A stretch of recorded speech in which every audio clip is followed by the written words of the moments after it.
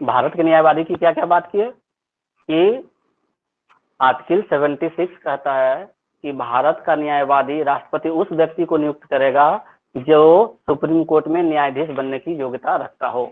Article 76 क्या कहता है? राष्ट्रपति भारत का महान्यायवादी के पद पर उस व्यक्ति को नियुक्त करेगा जो सुप्रीम कोर्ट में न्यायाधीश बनने की योग्यता रखता हो। दूसरा पॉइंट, भारत का महान्यायवादी भारत सरकार को विधि संबंधी सहायता देगा। भारत का महान्यायवादी भारत सरकार को विधि संबंधी सहायता देगा, अर्थात भारत सरकार का वह वकील के रूप में कार्य करेगा। भारत का महान्यायवादी राष्ट्रपति के प्रसाद पर्यंत अपने पद पर बने रहते हैं। भारत के महान्यायवादी राष्ट्रपति के प्रसाद पर्यंत अपने पद पर बने रहते हैं।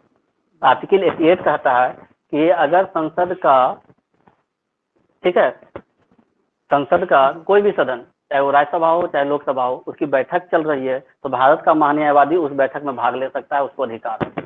आर्टिकल 88 के अंतर्गत भारत का महान्यायवादी संसद के किसी भी सदन की बैठक में भाग ले सकता है। इसके अलावा जितने भी कोर्ट हैं इंडिया में, चाहे वो हाई कोर्ट हो या छोटे कोर्ट हो, सेशन कोर्ट हो, डिस्ट्रिक्ट कोर्ट हो, उन सब में भी वो जा सकता है। भारत का महान्यायवादी के पास अधिकार है तो वो संसद के सत्र में भी भाग ले सकता है। किसी कोर्ट में अगर कोई कार्यवाही चल रही है और उस कार्यवाही को उसको लगता है कि हमको देखना चाहिए, सुनना चाहिए, तो वहां भी जाकर के वो उस बैठक में भाग ले सकता है। ठीक है, अगर संसद का कोई कार्यवाही चल रहा है लोकसभा में, राज्यसभा में, और बैठक में वो मौजूद हैं, कौन? भारत के महान्यायवादी, और अचानक से वोटिंग की स्थिति अगर आ जाती है तो वोटिंग की स्थिति आने पर ऐसा नहीं है कि आप कार्यवाही में भाग ले रहे हैं, देख रहे हैं, सुन रहे हैं तो आपको वोट देने का अधिकार है, ऐसा नहीं है। आर्टिकल 88 साफ साफ कहता है कि आप कार्यवाही देख सकते हैं, सुन सकते हैं, लेकिन आपको वोट देने का अधिकार नहीं है। वोट देने का उसको अधिकार नहीं है, मताधिकार का अधिकार नहीं है। और आर्टिकल 105(4) के अंतर्गत भारत के महान्यायवादी को एक विशेषाधिकार प्राप्त है। कौन सा विशेषाधिकार? तो वही विशेषाधिकार जो लोकसभा और राज्यसभा के सांसदों को प्राप्त है। जितने भी विशेषाधिकार लोकसभा और राज्यसभा के सांसदों को प्राप्त है, वही विशेषाधिकार भारत के महान्यायवादी को प्राप्त है।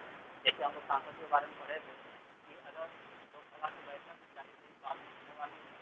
या